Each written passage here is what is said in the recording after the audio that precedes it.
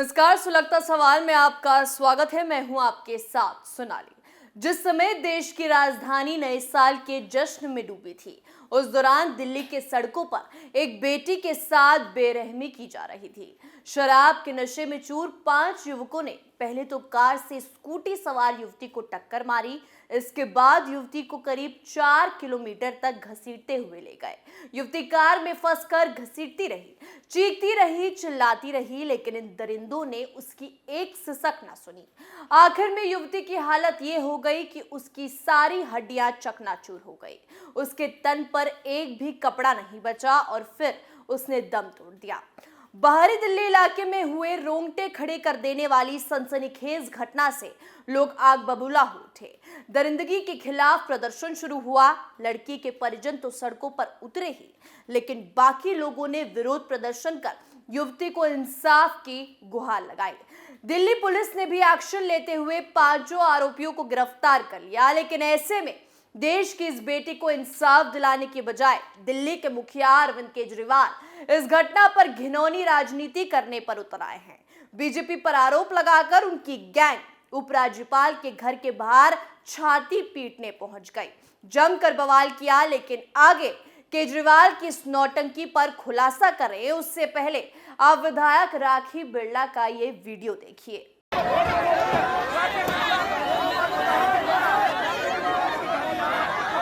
पीड़ित परिवार और बाकी लोग सुल्तानपुरी थाने के बाहर हंगामा कर रहे थे, थाने का घेराव कर इंसाफ की गुहार लगा रहे थे।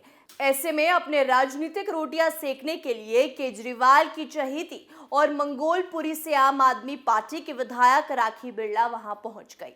लोगों ने उन्हें ऐसा खदेड़ा कि केजरीवाल के भी होश ठिकाने लग गए, क्योंकि गुस्साए लोगों ने गाड़ी पर तोड़फोड़ मचाई।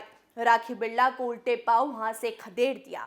सबसे हैरानी की बात तो ये है कि पीड़ित परिवार खुद राखी बिरला की हेकड़ी निकालते हुए ये कहते नजर आया कि वो लोग यहां आकर राजनीति ना करें, क्योंकि लोग समझ गए कि आम आदमी पार्टी पीड़ित परिवार के लिए कुछ करने की बजाय इस मुद्दे पर घिनौना गेम खेल रही है। अगर केजरीवाल को इतनी ही चिंता है तो क्यों उन्होंने अभी तक पीड़ित परिवार के लिए मुआवजे का ऐलान नहीं किया, जिससे आम आदमी पार्टी की इस हरकत पर तमाम सवाल सुलग रहे हैं।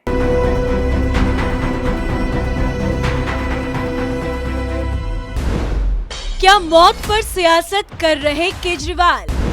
एलजी का घेराव कर खुद ही फंस गई आप? क्या एलजी के एक्शन से बौखला रहे केजरीवाल? क्या भ्रष्टाचार के मुद्दे से ध्यान भटकाना चाहते हैं केजरी? इन सवालों का जवाब ऐसा है कि केजरीवाल की कुर्सी हिल जाएगी।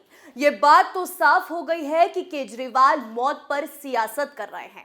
सत्ता में खुद बैठे हैं, लेकिन अभी भी वो दिल्ली पुलिस के बहाने मोदी सरकार को घेर रहे हैं।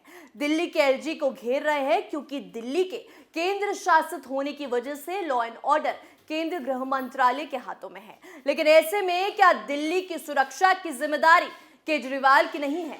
क्या महिलाओं की सुरक्षा की जिम्मेदारी आम आदमी पार्टी के नहीं है?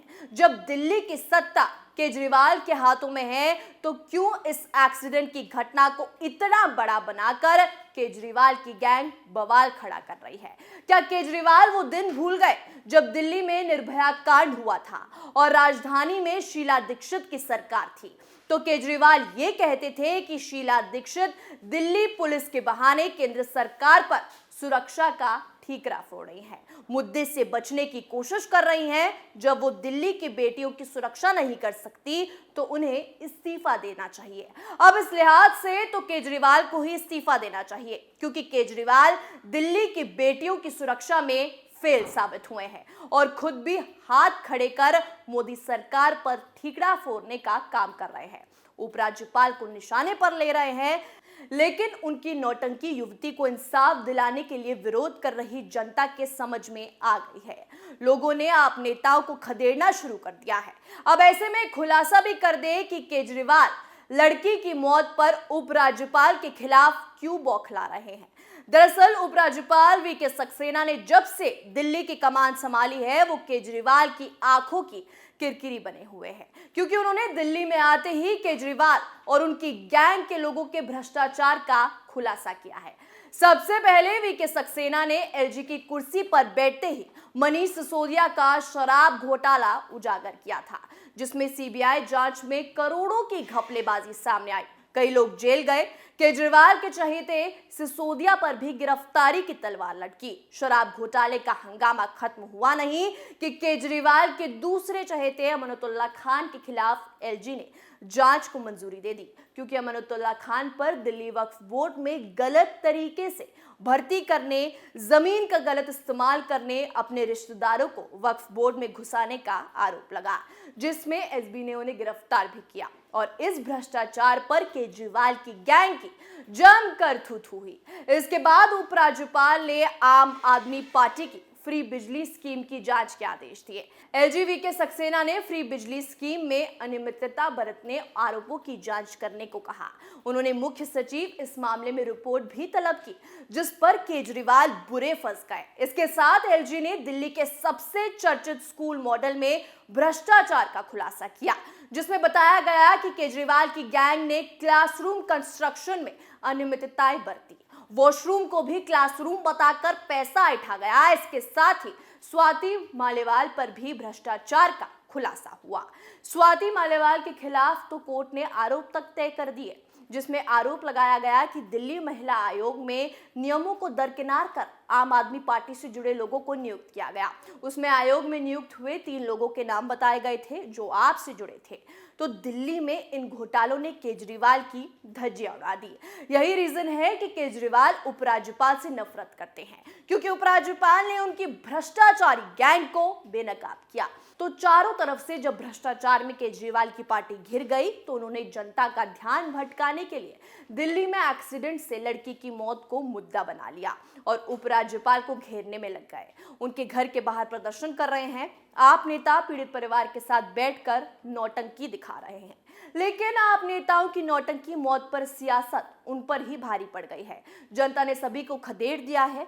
खुद केजरीवाल पर सवाल उठने लगे हैं कि दिल्ली की सत्ता में होने के बाद भी उन्होंने महिलाओं की सुरक्षा के लिए क्या कुछ कदम उठाए।